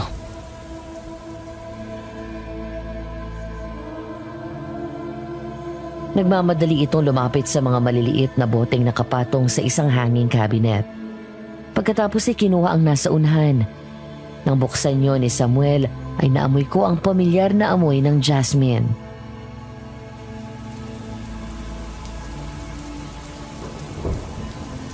Ang bango naman. Langis ito na mabisa sa panggagamot. Ginawa ko ito at hinaluan ko ng ibinigay mo sa akin na jasmine oil. Inorasyonan ko ito ng ilang gabi, kaya sigurado mabisa ito. Madaling maghihilom ang sugat mo. Talaga? Try mo nga sa akin yung langis na gawa mo. Sige, maupo ka dito. Nang pumesto siya sa harap ko at bahagya akong tumingala, hindi ko maintindihan. Pero parang may kuryenteng hatid ang dampi ng kamay niya sa balat. Marahan pinahiran ni Samuel ng langis ang sugat ko. Pagkatapos ay pareho kaming tumitig sa isa't isa. Ang lakas ng kabog ng dibdib ko, Madam Venus. Para kong aatakihin sa puso. Talikod ka. Yung balikat mo naman. Tumalikod ako mula sa kanya at binuksan isa-isa ang butones ng short sleeves polo na suot ko. Pagkatapos ay binaba ko ang damit ko at nilabas ang kaliwang balikat ko. Bahagya pa akong napakislot na maramdaman ko ang dampi ng kamay niya matapos nitong pahirin ng langis ang sugat ko. Maya-maya ay nilapit nito ang sarili sa akin at mula sa likod ay bigla akong niyakap nito.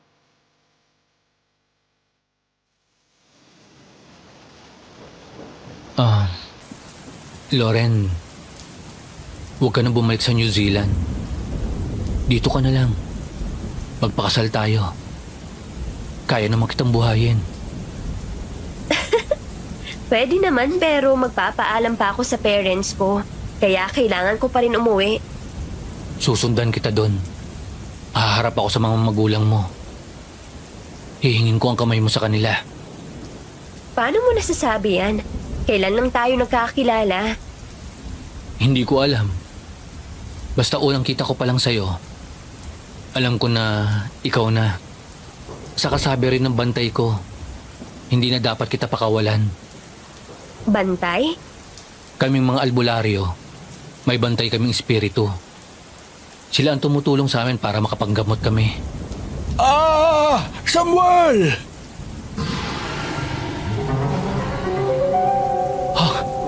Si Lolo ko yun ah. Lolo! Halos sabay kaming napalingon ni Samuel nang marinig ang malakas na sigaw ng kanyang lolo. Mabilis kaming tumayo at tumakbo siya palabas. Agad akong sumunod matapos ko makapagbihis. Sumugod kami sa ulan at napahinto sa tagpo naming naabutan. Nakita namin ang aswang na winawakwak ang tiyan ng kanyang lolo Gorio at kinakain ang laman loob.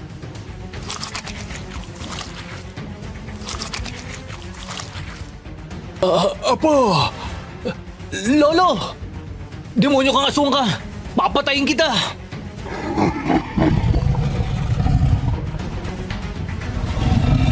Galit na galit habang lumuluha na kinuha ni Samuel ang baril sa kubo.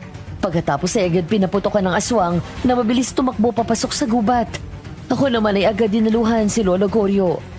Butas ang tiyan nito at labas ang mga laman loob. Humihinga pa rin ngunit alam ko na hindi na rin siya magtatagal.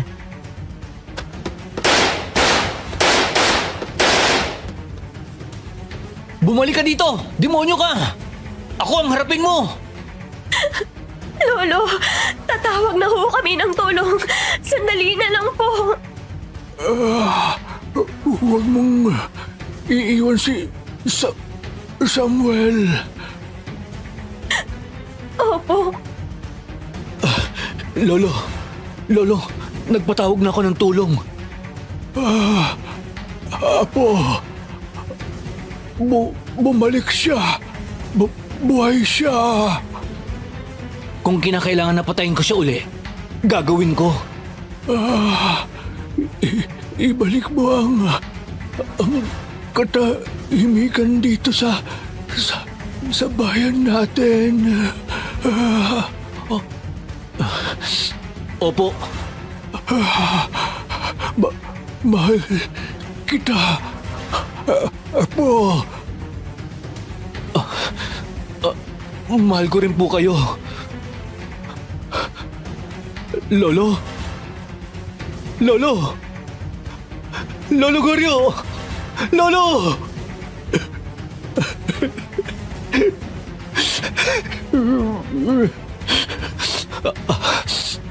Ikaw na muna ang bahala sa kanya. Susundan ko yung aswang. Samuel, sandali! Sam! Sandali lang!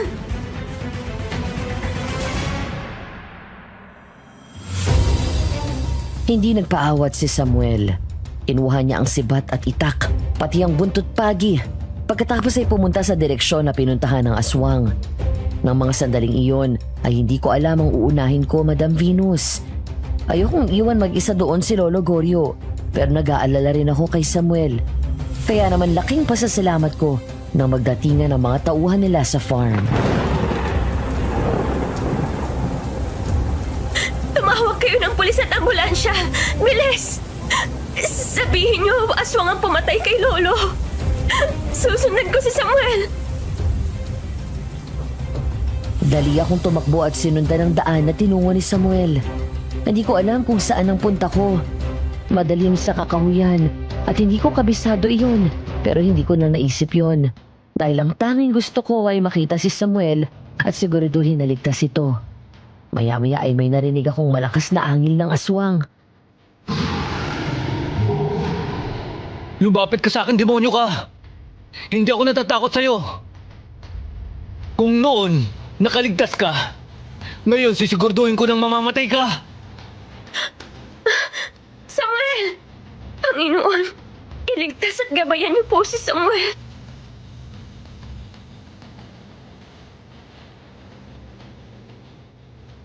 Sumugod ang aswang kay Samuel, pero nagawang tumungo nito at mag-slide sa ilalim. Salamat sa maputik na daan. Pagkatapos ay agad niyang hiniwa ang likod ng aswang at saksakin sa likod nito, sabay hila at hagupit ng buntot pagi.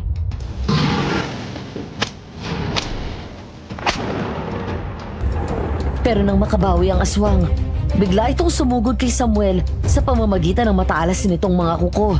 Sa bawat pagsugod nito ay inaabot nito si Samuel at pinagtatangka ang kalmutin si Samuel na mabilis namang nakakaatras. Nang masukol si Samuel sa puno, doon siya sinakal ng aswang ng mariin sa leeg.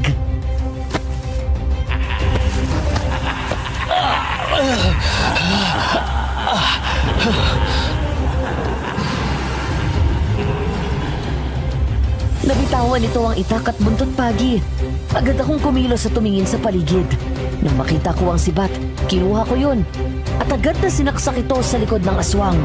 Umangil ng malakas ang aswang at nabitawan nito si Samuel.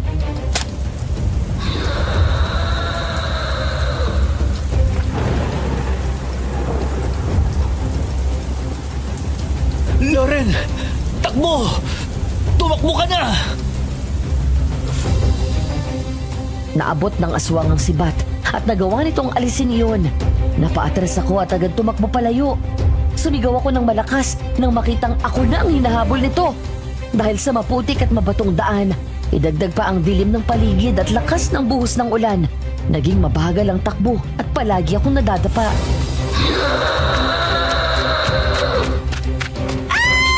Loren! Wag!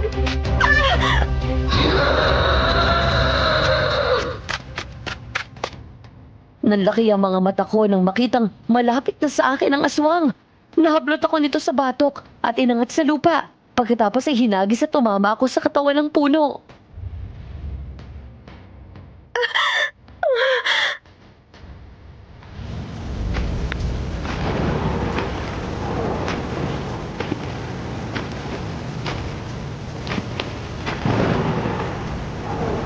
Malapit ka nang matapos.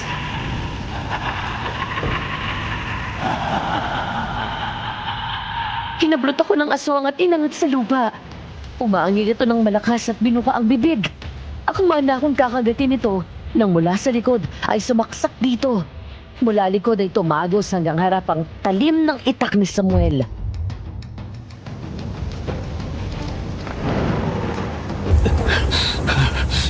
Pinatay mo na ang lolo ko. Hindi ko hahayaan na pati si Loren masaktan mo uli. Demonyo ka! Ah! Bumalik ka na sa impyernong pinanggalingan mo! Mula likod ay tumagos hanggang harap ang talim ng itak ni Samuel. Nabitawan ako ng aswang at nahulog. Mabilis akong tumayo at lumayo mula dito. Mas lalong diniin ni Samuel ang itak sa katawan ng aswang. Pagkatapos ay sinipa ito. Agad niya akong nilapitan at tinakap hanggang sa...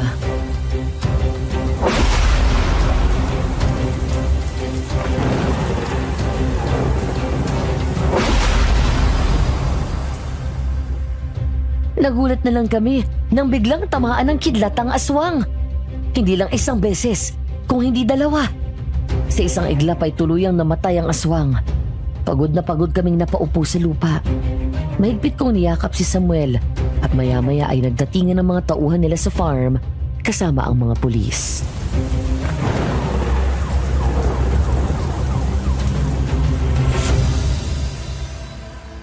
Lumipas ang mga araw na ilibing na si Lolo Goryo. Dahil sa nangyari, ay nagdesisyon ako na mag-extend ng 3 linggo bago bumalik sa New Zealand. Hindi ko kaya na umalis at iwan si Samuel na nasa estado ng pagluluksa. Sa nalalabi kong araw doon, halos hindi na humiwalay sa akin si Samuel. Madalas itong doon nakikitulog kay Nanay Amparo. Hanggang sa lumapit na nung lumapit ang araw ng pag-alis ko at hindi maitago ni Samuel ang lungkot.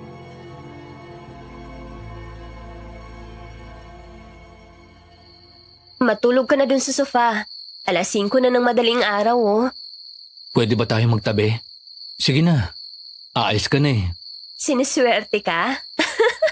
Baka pagalitan ka ni nanay. Saka makalungkot ka naman. Sasama ka pa sa akin sa Manila ng 1 week. Ihahatid mo pa ako sa airport. Dito ka na lang. Gusto ko rin yun. Kaya lang hindi naman kasi ganun kadali yun eh. Marami akong kailangan isettle doon sa New Zealand. Susunod ako sa'yo doon. Gaya ng ipinangako ko sa'yo. Magugulat ka na lang. Nandun na ako sa harap ng pinto ng bahay mo. At paano mo gagawin yun? Secret. Kapag gusto, maraming paraan. Basta, susurpresahin na lang kita. O siya, sige na, matulog na tayo. Tabi tayo. Pinayagan naman ako ni nanay na matulog doon sa kwarto mo nung may sakit ka eh. Iba yon. Sa Manila na lang, tabi tayong matulog. Talaga? Shh! Baka pagalitan tayo ni nanay. Mamimiss ko itong amoy mo. Gabi-gabi ako maglalagay nitong pabango mo sa unan ko. Para pakiramdam ko, katabi kita palagi. Sige na, matulog ka na. Magbabanyo lang ako.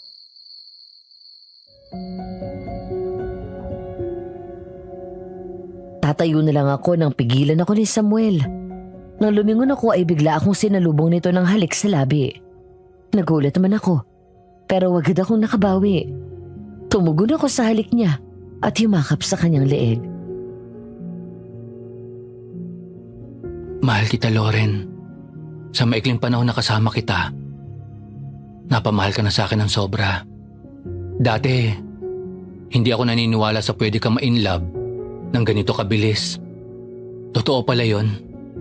Pinahanga mo ako sa tapang mo. Salamat sa pagliligtas mo sa buhay ko. Isa pa, yung pabango mo talaga ang punot dulo ng lahat. Ako rin, Sam. Mahal din kita.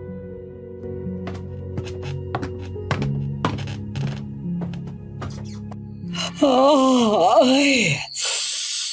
Oo. Ay, bakit kasing pa kayo dalawa? Nag-uusap lang po. Sinasamantala ko po na nandito pa bago ako iwan.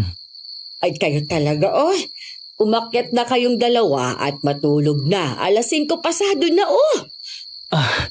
Talaga po? Pwede ko matulog sa taas? Ay, sus! Kayo naman hindi na mga teenager. Nahiya pa kayo. Nga pala, may hindi pa ako sinasabi sa inyo. Nangako kasi ako sa kanya na hindi muna sasabihin sa inyo. Ano yun? Nakilala ko na yung isa mo pang kapatid na babae, si Zelda. Ha? Sino? Yung isang kapatid mo, si Zelda? Si Zelda? Si Zelda po. Yung babaeng palagi kong napapanaginipan. Napapanaginipan mo siya? Kailan pa? Bakit hindi mo sinasabi? Nakakalimutan ko po yung panaginip ko kapag nagigising ako. Pero nagsimula akong managinip tungkol sa kanya ilang araw bago ako umuwi ng Pilipinas. Hanggang itong nakalipas na araw. Lagi niya sinasabi na naghihintay daw siya sa pagdating ko. Nakausap ko siya dyan sa may balon. Few weeks ago tapos sabi niya pa na... Loren, makinig ka sa akin. Bakit? May problema ba? Hindi mo pwedeng makausap si Zelda. Bakit naman? Nung kailan lang nga... Matagal nang patay si Zelda. Ha? Namatay siya sa balon na yon. Nahulog siya at nalunod. Yan ang dahilan kaya sinasabihan kita noon na huwag kang lalapit doon. Dahil may mga usapan na nagpapakita siya sa sino man na dumadaan dyan malapit sa balon. Patay na siya. Kung ganun, multo yung nakausap ko. Anong sinasabi sa'yo ni Zelda? Yun nga, lagi daw siyang naghihintay sa akin. Lagi daw niya akong nakikita sa mga pictures ni nanay. Tapos, palagi siyang nanghihingi ng tulong. May isa pa akong naaalala sa panaginip ko. Bolang apoy. Una ko palaging nakikita ang bolang apoy tapos maya-maya, makikita ko si Zelda. Bolang apoy? Sandali. Ano nga bang ibig sabihin kapag may bolang apoy? San Telmo. Ang sabi ni Lolo noon, kapag may San Telmo daw, ang ibig sabihin may kaluluwa na hindi matahimik. Ibig sabihin hindi matahimik si Zelda. Hindi ba't sabi sa investigasyon na aksidente ang pagkamatay niya? Opo, yun ang sabi ng mga pulis. Dahil may nakitang tama sa likod ng ulo niya. Ibig sabihin, nauntog muna siya sa gilid ng bibig ng balon bago nahulog. Ano kayang ibig sabihin nun? Aalamin ko po. Ang mabuti pa, magpahinga na tayo. Una ka na sa taas, punta lang ako sa CR. Ako'y babalik pa sa pagtulog at inaantok pa ako.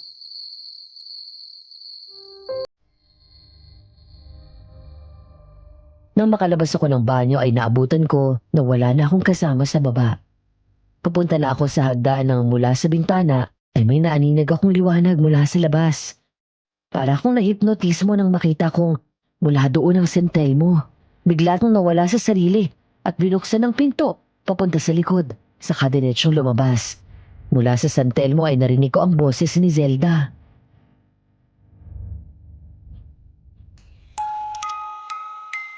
Tulungan mo ako, Loren. Dumating na ang takdang oras. Kailangan kita. Nang makarating ako malapit sa balon, ay saka nawala ang San Telmo. Tumingin ako sa paligid, pero wala doon si Zelda. Nang tumingala ako sa langit, ay malapit nang pumutok ang liwanag. Hanggang sa isang babae ang lumabas mula sa isang puno.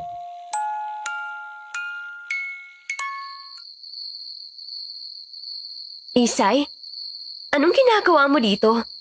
Madaling araw na nandito ka pa rin? Wala kang pakialam.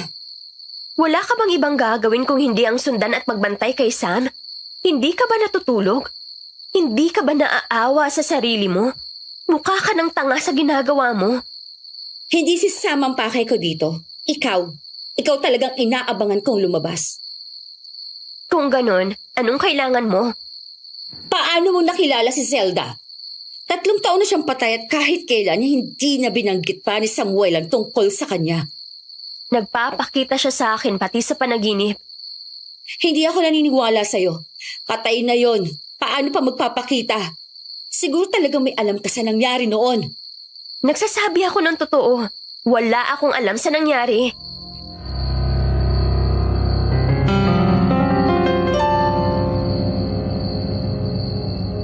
Tinatay niya ako, Loren. Siya ang pumatay sa akin. Siya ang pumatay sa akin. Si Isa.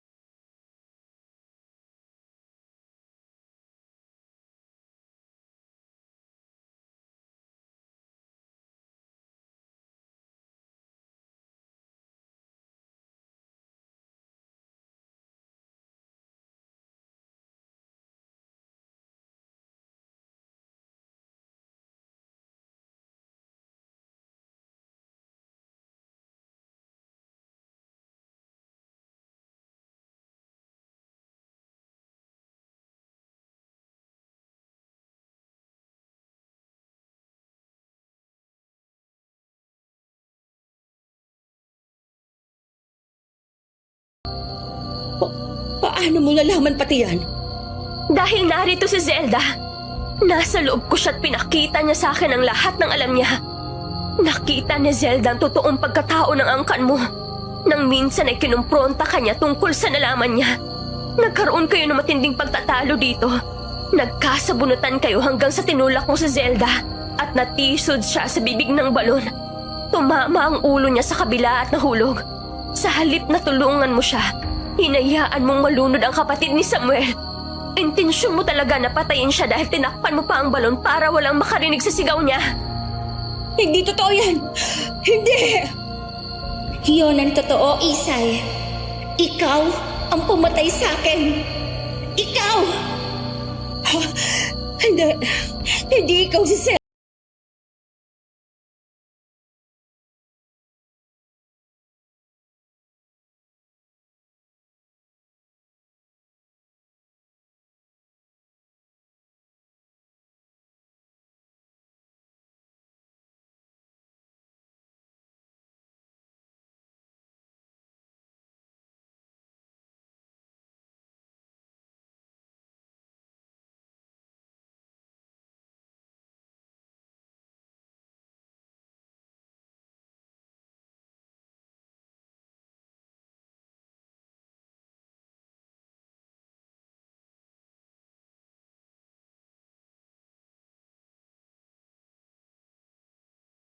Tuluyan ng pinatay ni Samuel ang tatay ko. Dahil pinatay niya si Lolo Goryo. Dapat lang yun sa kanya.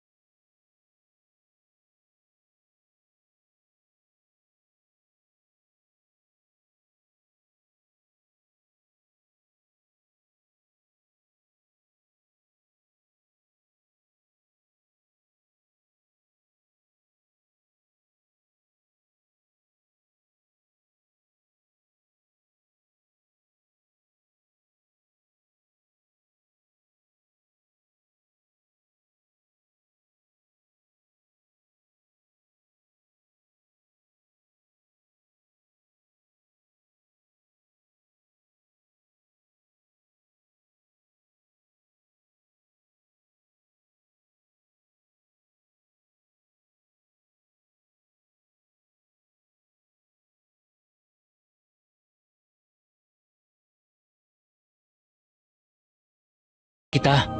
Ikaw at 10 ng angkan mong demonyo. Hindi ako demonyo. Hindi ako aswang. Oo nga, hindi ka nga aswang. Pero mas masahol ka pa sa aswang. Dahil ikaw, naturingan kang tao pero nagawa mong pagtakpan ng krimen ng pamilya mo. Nagawa mong pumatay ng inosenteng tao, maitago lang ang kung anong klaseng hayop ang angkan mo. Huwag kang makikinig sa kanya. Pinatay niyo na ang kapatid at lolo ko. Hindi ko hahayaan na pati ang babaeng mahal ko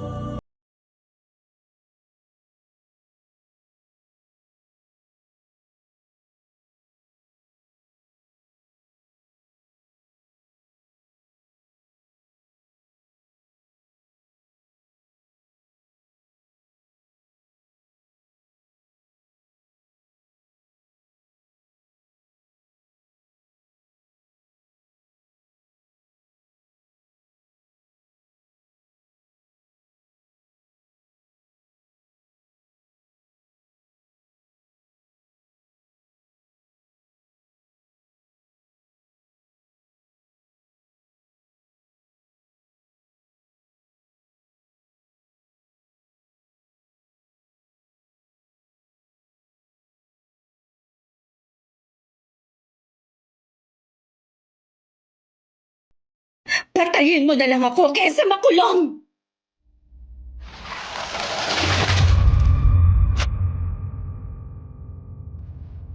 Bigla akong napatayo sa gulat at lumapit kay Samuel sa sunod naming nasaksihan.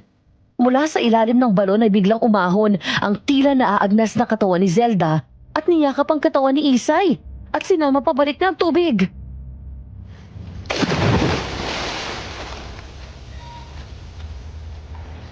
Samahan mo ko dito, Isay. Gusto ko lang kalaro.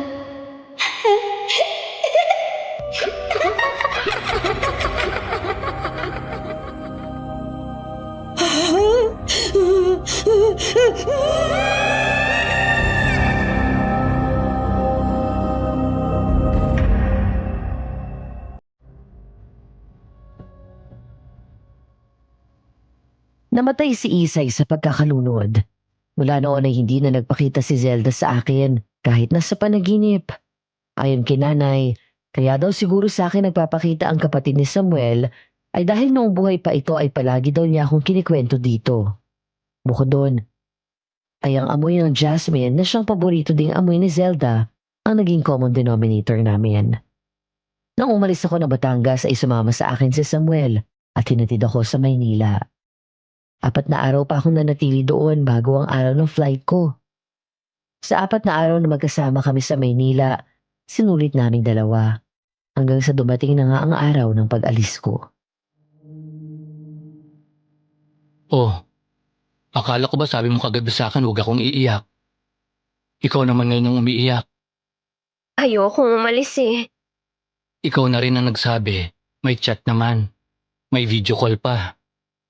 Mag-iingat ka palagi ha. Sila Nanay Amparo, ikaw nang bahala sa kanya. Huwag mo kaming alalahanin. Ako na ang bahala sa lahat. Sige na. Baka malate ka pa sa flight mo. I love you so much, Sam. I love you so much too. Hintayin mo ako doon. Susundan kita. Okay. Mag-ingat ka sa biyahe ha. Ingatan mo ang kilos mo. At itong tiyan mo pagdating mo doon. Baka mamaya in 2 to 3 weeks, may baby na tayo. Ikaw kasi, hindi mo ako tinigilan. Para hindi mo ako makalimutan. At bumalik ka sa akin. Babalik ako dito. Promise. Babalikan kita. Bubuo tayo ng pamilya. Ikaw, ako, at ang magiging anak natin. Madam Vino, sino bang mag-aakala na ang simpleng bakasyon lang dapat ay magiging daan para makatulong ako na makamit ng kapatid ni Samuel ang hustisya. Marami akong natutunan sa mga naranasan ko sa mga aswang. Nadiskubre ko ang tapang na hindi ko alam ay meron ako. Dahil doon ay mas naging higit ang pananalig ko sa Diyos. Pinutunayan na rin sa akin ang pangyayaring iyon na lahat ng kasalanan ay may katapat na parusa. At false alarm, hindi ako nabuntis pagkatapos kong umalis ng Pilipinas. Tinupad ni Samuel ang sinabi niya.